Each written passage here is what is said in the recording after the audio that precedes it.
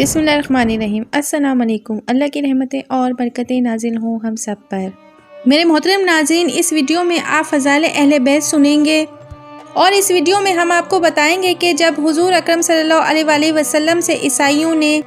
کہا کہ حضرت عیسیٰ علیہ السلام اللہ تعالیٰ کے بیٹے ہیں تو آپ صلی اللہ علیہ وآلہ وسلم نے اس پر ان کو کیا جواب دیا، تو پلیز ویڈیو کو اسکپ کیے بغیر اینڈ تک ضرور دیکھیے گا۔ حضور اکرم صلی اللہ علیہ وآلہ وسلم کی ازواج مطہرات، آپ صلی اللہ علیہ وآلہ وسلم کی صاحبزادیاں اور داماد، یہ سب اہل بیت رسول ہیں۔ سورہ نمل میں ارشاد باری تعالیٰ ہوتا ہے، جب موسیٰ علیہ السلام نے اپنی گھر والی سے فرمایا مجھے ایک آگ نظر آتی ہے۔ اس آیت میں اللہ عز و جل نے حضرت موسیٰ علیہ السلام کی زوجہ حضرت صفورہ رضی اللہ تعالیٰ عنہا کو آپ علیہ السلام کا اہل بتایا ہے۔ چنانچہ اللہ عز و جل نے سورہ احزاب میں ارشاد فرمایا ہے، اے نبی صلی اللہ علیہ وآلہ وسلم کے گھر والوں، اللہ تو یہی چاہتا ہے کہ وہ تم سے ہر قسم کی ناپاکی کو دور کر دے اور تمہیں پاک اور صاف کر دے۔ یعنی اللہ عز و جل نے ہر وہ کام جو کہ شریعت کے خلاف ہے، ہر وہ کام جو بارگاہ الہی میں ناپسندیدہ ہے، اہل بیت حضور صلی اللہ علیہ وآلہ وسلم کو ان سے پاک کرنے پر قادر ہے۔ اس زمن میں حضور اکرم صلی اللہ علیہ وآلہ وسلم کا فرمان عالی شان ہے، میں اور میرے اہل بیت گناہوں سے پاک ہیں۔ ام المومنین حضرت ام سلمہ رضی اللہ تعالیٰ عنہا فرماتی ہیں کہ سورہ احزاب کی آیت میرے گھر میں نازل ہوئی تھی، اور جب یہ آیت نازل ہوئی میں اس وقت دروازے پر بیٹھی ہوئی تھی۔ میں نے حضور اکرم صلی اللہ علیہ وآلہ وسلم سے عرض کیا کہ یا رسول اللہ، کیا میں اہل بیت ہوں؟ تو آپ صلی اللہ علیہ وآلہ وسلم نے فرمایا میری ازواج اہل بیت ہیں۔ حضرت ابو سعد خدری رضی اللہ تعالیٰ عنہ سے مروی ہے کہ جب سورہ احزاب کی آیت نازل ہوئی تو حضور اکرم صلی اللہ علیہ وآلہ وسلم 40 دن تک فجر کے وقت مسلسل اپنی بیٹی حضرت فاطمہ الزہرا رضی اللہ تعالیٰ عنہ کے دروازے پر تشریف لے جاتے رہے اور فرماتے رہے، اے میرے اہل بیت، تم پر اللہ کی سلامتی، رحمتیں اور برکتیں نازل ہوں، نماز پڑھا کرو تاکہ اللہ تم پر رحم فرمائے۔ حضرت انس بن مالک رضی اللہ تعالیٰ عنہ سے مروی ہے کہ اس آیت مبارکہ کے نزول کے 6 ماہ بعد حضور اکرم صلی اللہ علیہ وآلہ وسلم اپنی بیٹی حضرت فاطمہ الزہرا رضی اللہ تعالیٰ عنہ کے گھر فجر کے وقت جاتے رہے اور با آواز بلند فرماتے رہے، اے میرے اہل بیت، نماز پڑھو، اللہ تو یہی چاہتا ہے کہ وہ نبی کے گھر والوں سے ہر قسم کی ناپاکی کو دور فرما دے اور تمہیں پاک صاف کر دے۔ طبرانی کی روایت ہے کہ رسول اکرم صلی اللہ علیہ وآلہ وسلم سے دریافت کیا گیا کہ آپ صلی اللہ علیہ وآلہ وسلم کے قرابت دار کون ہیں؟ تو آپ صلی اللہ علیہ وآلہ وسلم نے فرمایا علی، فاطمہ، حسن اور حسین رضی اللہ تعالیٰ عنہ۔ روایت میں آتا ہے کہ رسول اکرم صلی اللہ علیہ وآلہ وسلم نے حضرت سیدنا علی المرتضیٰ رضی اللہ تعالیٰ عنہ، حضرت سیدہ فاطمہ الزہرا رضی اللہ تعالیٰ عنہ، حضرت سیدنا امام حسن رضی اللہ تعالیٰ عنہ اور حضرت سیدنا امام حسین رضی اللہ تعالیٰ عنہ کو بلایا اور اللہ عز و جل کے حضور یوں گویا ہوئے، اے اللہ، یہ میرے اہل بیت ہیں۔ حضرت جابر بن عبداللہ رضی اللہ تعالیٰ عنہ سے روایت ہے کہ رسول اکرم صلی اللہ علیہ وآلہ وسلم نے حجت الوداع کے موقع پہ فرمایا، میں تمہارے لیے 2 چیزیں چھوڑے جا رہا ہوں، ایک اللہ کی کتاب اور دوسرا میرے اہل بیت۔ حضرت عبداللہ بن عباس رضی اللہ تعالیٰ عنہ سے مروی ہے کہ رسول اکرم صلی اللہ علیہ وآلہ وسلم نے فرمایا، اللہ عز و جل سے محبت کرو کہ وہ تمہیں تمام نعمتوں سے سرفراز فرماتا ہے، اور مجھ سے محبت اللہ عز و جل کی خاطر کرو، جبکہ میرے اہل بیت سے محبت میرے سبب سے کرو۔ تفسیر کبیر میں منقول ہے کہ رسول اکرم صلی اللہ علیہ وآلہ وسلم نے فرمایا، جو میرے اہل بیت کی محبت میں فوت ہوا اس نے شہادت کی موت پائی، اور جو شخص میرے اہل بیت سے بغض رکھ کر مرا وہ کافر ہو کر مرا۔ حضرت عبداللہ بن عباس رضی اللہ تعالیٰ عنہ سے روایت ہے کہ رسول اکرم صلی اللہ علیہ وآلہ وسلم مدینہ منورہ میں رونق افروز تھے۔ انصار مدینہ نے جب یہ دیکھا کہ رسول اکرم صلی اللہ علیہ وآلہ وسلم کے مصارف بہت زیادہ ہیں لیکن آپ صلی اللہ علیہ وآلہ وسلم کی آمدن کچھ نہیں، تو انہوں نے اپنا مال و اسباب جمع کر کے رسول اکرم صلی اللہ علیہ وآلہ وسلم کی خدمت میں پیش کیا اور عرض کی کہ یا رسول اللہ صلی اللہ علیہ وآلہ وسلم کی تبلیغی کاوشوں اور نظر کرم سے ہمیں ہدایت نصیب ہوئی۔ ہم دیکھتے ہیں کہ آپ صلی اللہ علیہ وآلہ وسلم کے اخراجات زیادہ ہیں لیکن آمدنی کچھ بھی نہیں ہے۔ آپ صلی اللہ علیہ وآلہ وسلم ہماری جانب سے یہ مال ہدیہ قبول فرما لیں۔ جس وقت انصار یہ بات کر رہے تھے اس وقت حضور اکرم صلی اللہ علیہ وآلہ وسلم پر سورہ شعراء کی آیت نازل ہوئی، یا رسول اللہ صلی اللہ علیہ وآلہ وسلم فرما دیجئے کہ میں اس دعوت حق پر کوئی معاونہ نہیں مانگتا بجز اپنے قرابت داروں کی محبت کے۔ رسول اکرم صلی اللہ علیہ وآلہ وسلم کا فرمان عالی شان ہے، جس نے نماز پڑھی اور اس نے مجھ پر اور میرے اہل بیت پر درود نہ پڑھا تو اس کی نماز قبول نہ ہوگی۔ رسول اکرم صلی اللہ علیہ وآلہ وسلم نے ارشاد فرمایا، مومن اور متقی شخص مجھ سے اور میرے اہل بیت سے محبت رکھتا ہے، جبکہ منافق اور شکل قلب ہم سے بغض رکھتا ہے۔ رسول اکرم صلی اللہ علیہ وآلہ وسلم کا ارشاد گرامی ہے، روز محشر میں 4 آدمیوں کی سفارش کروں گا۔ اول وہ جو میرے اہل بیت سے محبت رکھے، دوسرا وہ جو ان کی ضروریات کو پورا کرنے والا ہو، تیسرا وہ کہ جب میرے اہل بیت بحالت مجبوری ان کے پاس آئیں تو ان کے معاملات احسن طریقے سے نپٹائے، اور چوتھا وہ جو دل و زبان سے ان کی محبت کا اقرار کرنے والا ہو۔ سورہ آل عمران میں ارشاد باری تعالیٰ ہے، پھر اے محبوب صلی اللہ علیہ وآلہ وسلم جو تم سے عیسیٰ علیہ السلام کے بارے میں حجت کریں بعد اس کے کہ تمہیں علم آ چکا تو ان سے فرما دو، آؤ ہم بلائیں اپنے بیٹے اور تمہارے بیٹے، اور اپنی عورتیں اور تمہاری عورتیں، اور اپنی جانیں اور تمہاری جانیں، پھر مباہلہ کریں تو جھوٹوں پہ اللہ کی لعنت ڈالیں۔ حضرت عبداللہ بن عباس رضی اللہ عنہ آیت بالا کی تفسیر میں فرماتے ہیں کہ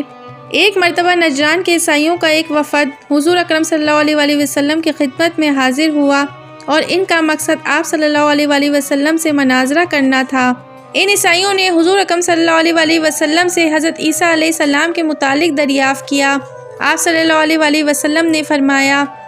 وہ اللہ عزوجل کے بندے اور رسول ہیں،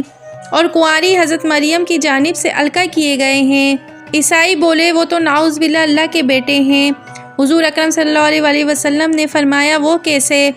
عیسائی بولے، کیا آپ صلی اللہ علیہ وسلم نے کوئی ایسا بندہ دیکھا ہے جو بغیر باپ کے پیدا ہوا ہو؟ آپ صلی اللہ علیہ وآلہ وسلم نے فرمایا، اگر یہ دلیل ہے تو حضرت آدم علیہ السلام کے متعلق تم کیا رائے رکھتے ہو کہ وہ بغیر ماں باپ کے پیدا کیے گئے ہیں، جبکہ حضرت عیسیٰ علیہ السلام کی تو ماں تھی اور باپ نہ تھے۔ ان عیسائیوں کے پاس حضور اکرم صلی اللہ علیہ وآلہ وسلم کی بات کا کوئی جواب نہ تھا، مگر وہ اپنی حد درمی کی بنا پر جھگڑنے لگے۔ آپ صلی اللہ علیہ وآلہ وسلم نے فرمایا، تم مباہلہ کر لو، جو سچا ہوا وہ بچ جائے گا اور جو غلط ہوا وہ برباد ہو جائے گا، اور حق و باطل ظاہر ہو جائے گا۔ چنانچہ اس موقع پر اللہ عزوجل نے آیت بالا نازل فرمائی۔ عیسائی وفد نے حضور اکرم صلی اللہ علیہ وآلہ وسلم کی بات سنی تو کہا، ہمیں 3 دن کی مہلت دیں۔ آپ صلی اللہ علیہ وآلہ وسلم نے انہیں 3 دن کی مہلت دی، اور پھر 3 دن گزرنے کے بعد وہ عیسائی وفد عمدہ قبائے زیب تن کیے اپنے نامور پادریوں کے ہمراہ واپس لوٹا۔ آپ صلی اللہ علیہ وآلہ وسلم بھی تشریف لائے، اور آپ صلی اللہ علیہ وآلہ وسلم کی گود میں حضرت سیدنا امام حسین رضی اللہ تعالیٰ عنہ تھے۔ بائیں ہاتھ سے آپ صلی اللہ علیہ وآلہ وسلم نے حضرت سیدنا امام حسن رضی اللہ تعالیٰ عنہ کا ہاتھ تھام رکھا تھا، جبکہ حضرت فاطمہ الزہرا رضی اللہ تعالیٰ عنہ اور حضرت علی مرتضیٰ رضی اللہ تعالیٰ عنہ آپ صلی اللہ علیہ وآلہ وسلم کے پیچھے تھے۔ آپ صلی اللہ علیہ وآلہ وسلم ان سب سے فرما رہے تھے، جب میں دعا کروں تو تم سب آمین کہنا۔ پھر آپ صلی اللہ علیہ وآلہ وسلم نے دعا فرمائی، اے اللہ یہ میرے اہل بیت ہیں۔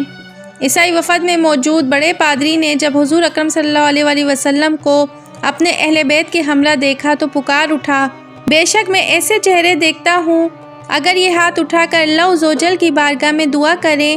کہ اے اللہ ان پہاڑوں کو اپنی جگہ سے ہٹا دے، تو ان پہاڑوں کو اللہ تعالیٰ اپنی جگہ سے ہٹا دے گا، اور تم ان سے ہرگز مباہلہ نہ کرو ورنہ ہلاک کر دیے جاؤ گے، اور پھر روئے زمین پر کوئی بھی عیسائی باقی نہ رہے گا۔ عیسائی وفد نے جب اپنے بڑے پادری کی بات سنی تو حضور اکرم صلی اللہ علیہ وآلہ وسلم کی بارگاہ میں عرض کیا کہ آپ صلی اللہ علیہ وآلہ وسلم سے مباہلہ نہیں کرتے، آپ صلی اللہ علیہ وآلہ وسلم اپنے دین پر رہیں اور ہم اپنے دین پر رہیں گے۔ پھر ان عیسائیوں نے جزیہ کی شرط پر صلح کر لی۔ حضور اکرم صلی اللہ علیہ وسلم نے اس موقع پر فرمایا، قسم اللہ کی جن کا عذاب ان کے سروں پر تھا، اور اگر یہ مباہلہ کرتے تو یہ بندر اور خنزیر بن جاتے اور ان کے گھر جل کر خاک ہو جاتے، ان کے چرند پرند سب نیست و نابود ہو جاتے۔ امیر المومنین حضرت عائشہ صدیقہ رضی اللہ تعالیٰ عنہا سے مروی ہے کہ رسول اکرم صلی اللہ علیہ وسلم اپنے اصحاب کے درمیان تشریف فرما تھے۔ آپ صلی اللہ علیہ وسلم کے دائیں جانب حضرت سیدنا ابو بکر صدیق رضی اللہ تعالیٰ عنہ تھے، بائیں جانب حضرت سیدنا عمر فاروق رضی اللہ تعالیٰ عنہ اور سامنے حضرت سیدنا عثمان غنی رضی اللہ تعالیٰ عنہ تشریف فرما تھے۔ اس دوران حضور اکرم صلی اللہ علیہ وسلم کے چچا حضرت سیدنا عباس رضی اللہ عنہ تشریف لائے۔ حضرت سیدنا ابو بکر صدیق رضی اللہ عنہ نے اپنی نشست ان کے لیے خالی کر دی۔ حضور اکرم صلی اللہ علیہ وسلم نے یہ دیکھ کر فرمایا، اہل بیت کی فضیلت صرف اہل فضل ہی جان سکتا ہے۔ حضرت عبداللہ بن عمر رضی اللہ عنہ سے مروی ہے کہ حضرت سیدنا ابو بکر صدیق رضی اللہ عنہ نے فرمایا، حضور اکرم صلی اللہ علیہ وسلم کا خیال آپ صلی اللہ علیہ وسلم کے اہل بیت میں رکھو، یعنی اہل بیت کی تعظیم کرو اور ان سے محبت رکھو۔ ابن شہاب کی روایت ہے کہ حضرت سیدنا عمر فاروق رضی اللہ عنہ اپنے دور خلافت میں جب کبھی بھی حضرت سیدنا عباس رضی اللہ عنہ سے ملتے تو اپنی سواری سے اتر کر ان کی عزت و توقیر کرتے اور ان کے ساتھ پیدل چلتے، یہاں تک کہ حضرت سیدنا عباس رضی اللہ عنہ اپنے گھر پہنچ جاتے۔ حضرت عروہ رضی اللہ عنہ فرماتے ہیں کہ کسی شخص نے حضرت سیدنا عمر فاروق رضی اللہ عنہ کے سامنے حضرت سیدنا علی رضی اللہ عنہ کی برائی کی تو آپ رضی اللہ عنہ نے اس کا ہاتھ پکڑا اور اسے حضور اکرم صلی اللہ علیہ وسلم کے روضہ مبارک کے سامنے لے گئے اور فرمایا، تو ان کو جانتا ہے، یہ محمد صلی اللہ علیہ وسلم ہیں، اور جس کی تو برائی کرتا ہے وہ ان کے داماد اور چچا زاد بھائی ہیں، پس تو حضرت علی رضی اللہ عنہ کا تذکرہ بجز بھلائی کے مت کر، اگر تو نے علی رضی اللہ عنہ کو تکلیف پہنچائی تو تو نے حقیقت میں حضور اکرم صلی اللہ علیہ وسلم کو تکلیف پہنچائی۔ حضرت حسن بصری رضی اللہ عنہ سے مروی ہے کہ حضرت سیدنا عمر فاروق رضی اللہ عنہ بیت المال میں لوگوں کو مال تقسیم کر رہے تھے، کچھ مال بچ گیا، اگر حضرت موسیٰ علیہ السلام کے چچا زندہ ہوتے تو کیا تم لوگ ان کی عزت نہ کرتے؟ آپ رضی اللہ عنہ اور دیگر حاضرین نے یک زبان ہو کر کہا، ہاں ہم ان کی عزت کرتے۔ حضرت سیدنا عباس رضی اللہ عنہ نے فرمایا، کیا میں تمہارے نزدیک اس بچے مال کا زیادہ حقدار نہیں، کیونکہ میں حضور اکرم صلی اللہ علیہ وسلم کا چچا ہوں؟ آپ رضی اللہ عنہ نے جب لوگوں سے پوچھا تو لوگوں نے کہا، ہمیں کوئی اعتراض نہیں۔ آپ رضی اللہ عنہ نے وہ بچا ہوا مال حضرت سیدنا عباس رضی اللہ عنہ کے حوالے کر دیا۔ حضرت ابو البختری رضی اللہ عنہ کی روایت ہے کہ حضرت سیدنا عمر فاروق رضی اللہ عنہ منبر نبوی صلی اللہ علیہ وسلم پر خطبہ دے رہے تھے کہ سیدنا حضرت امام حسین رضی اللہ عنہ کھڑے ہوئے اور کہا کہ میرے باپ کے منبر سے اتر جائیے۔ حضرت سیدنا عمر فاروق رضی اللہ عنہ نے فرمایا، یہ واقعی تمہارے باپ کا منبر ہے، میرے باپ کا نہیں۔ حضرت سیدنا علی رضی اللہ عنہ نے حضرت سیدنا عمر فاروق رضی اللہ عنہ سے کہا کہ میں نے ایسی بات کہنے کو نہیں کہا۔ حضرت سیدنا عمر فاروق رضی اللہ عنہ نے حضرت سیدنا علی المرتضیٰ رضی اللہ عنہ سے فرمایا،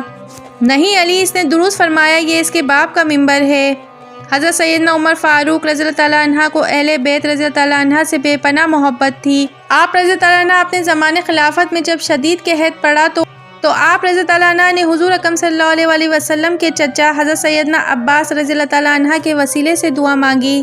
مندرجہ بالا فرمان الہی اور حدیث نبوی صلی اللہ علیہ وسلم کے بیان کرنے کا مقصد یہ ہے کہ رسول اکرم صلی اللہ علیہ وسلم کے اہل بیت کے مراتب اور ان کی شان کو بیان کیا جائے، تاکہ وہ لوگ جو انجانے میں رسول اکرم صلی اللہ علیہ وسلم کے اہل بیت کی شان میں گستاخی کرتے ہیں، وہ یہ جان لیں کہ اللہ عزوجل اور نبی کریم صلی اللہ علیہ وسلم کے نزدیک ان کے اہل بیت کی کیا شان ہے۔ اہل بیت کون ہیں؟ ان کی وضاحت ہم قرآنی آیات اور اس حدیث شریف کی روشنی میں بیان کر چکے ہیں۔ رسول اکرم صلی اللہ علیہ وسلم کے اہل بیت وہ لوگ ہیں جن پر صدقے کا مال حرام ہے۔ ان حضرات میں حضرت سیدنا علی مرتضیٰ رضی اللہ عنہ اور سیدنا عقیل رضی اللہ عنہ